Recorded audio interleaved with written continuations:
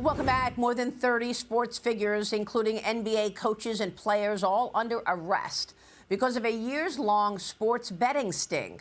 Investigators have revealed some of those allegedly rigged games happened inside a luxury New York townhouse in Greenwich Village, run by Mafia associates and former players.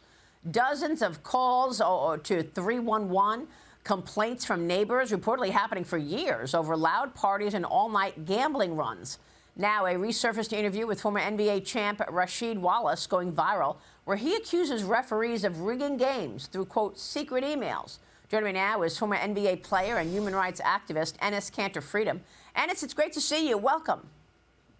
Of course. Thank you for having me. So you've been warning about these betting ties for years. You said this was inevitable. Fans are now questioning the integrity of the game. What do you know about this? So all this comes down to one word: trust. Obviously, fans love basketball because they believe the games are real and honest, and all the players are given an honest effort. So if people started thinking gambling is affecting the outcome, the whole sports world is in trouble, actually. So right now, there are a few separate problems are happening at the same time. So one is gambling scams involving people around the league. That's criminal activity outside the game.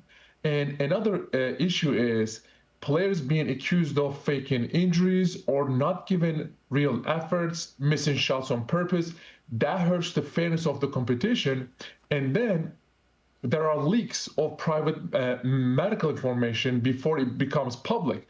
That's basically inside trading with injury news. Before the game, in the morning of the game, a medical team and the coaching staff sits down and have a conversation, and they decide who's going to play or not. And then after that, coach walks in the locker room and says, okay, you're playing, you're not playing, be ready for it. You're not allowed to leak that news. So when you play in NBA, you're protecting more than just a paycheck. You're protecting your name, your family, and your future. So if you're already wealthy and made over 100 million, risking everything for a small side payout is not just illegal, it's pointless. So you can lose your career and your reputation forever.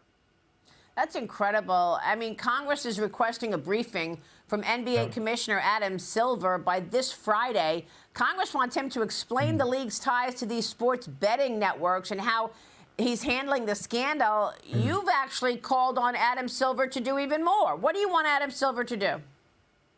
Oh, the NBA is tied to gambling because the league made business deals with sportsbook and built gambling into the game broadcast. So it's not just, fans betting anymore. The league profits from it.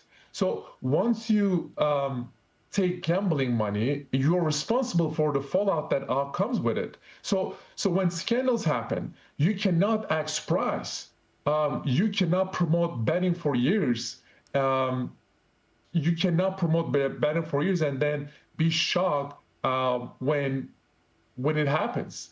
So I think it all comes down to the leadership. Fans watch basketball because they trust the game is real. So if that trust is damaged, the person running the league has to be held accountable. So if the money starts feeling bigger than sports, right, then it's time for new leadership so that puts the game first. So that's what I believe. I think Adam Silver should step down, and not out of hate, but because of leadership means owning the consequences of your decisions. It's interesting. The NBA has not been a fan of President Trump, and they've been all in on China. I mean, these are some of the issues that you dealt with when you were a player. You pushed back on China and basically were pushed out. Right. It was so, crazy to me because when they put us on NBA bubble, Adam Silver himself and all the coaching staff and everybody said, this is bigger than basketball. Let's talk about the problems that are happening in America. And everybody was, talking about how, we should take a knee and we should, talk about the problems that are happening here, because Adam Silver and NBA knew that it's not going to affect their money and business. But more people watch NBA games in China than the American population last year. So when I came out and started to talk about the China's human rights violations, they tried to silence me. You know, they threatened they threatened to ban me, and it's a shame because Adam Silver is literally, you know, selling this Americana to the biggest dictatorship in the world, and so that's why I feel like he should step down as the commissioner.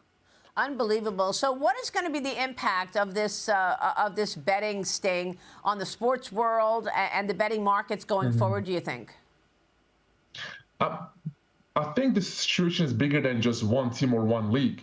What's happening right now affects the whole sports world because fans everywhere are watching to see if they can still trust what they are looking at, and when they are turning on a game. You know, sports betting has grown so fast that the money is now directly connected to the game. So that means every mistake, every injury, every rumor becomes a betting issue. And when money gets involved, people start asking bigger questions about honesty and fairness. So if fans, you know, started to feel like outcomes can be influenced by gambling, even like a little bit, they stop believing in the sport. And without trust, there is no product. The game loses its value. So going forward, every league, not just NBA, is going to have to make rules that protect competition, protect injury information, and protect the players from, you know, being targeted or pressured by gambling activity.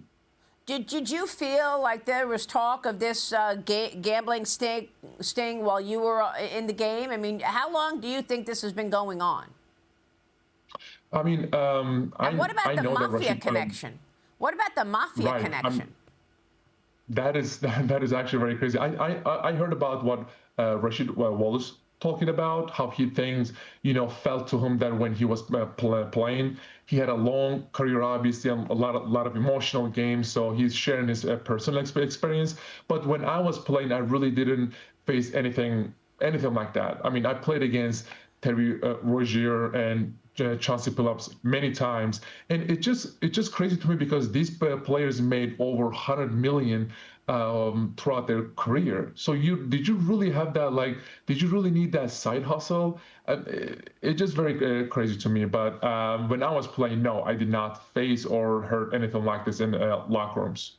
All right, we will leave it there. Enes, great to get your take on all of this. We so appreciate it. Thank you, sir. Enes Kanter Freedom joining us. We'll see you soon.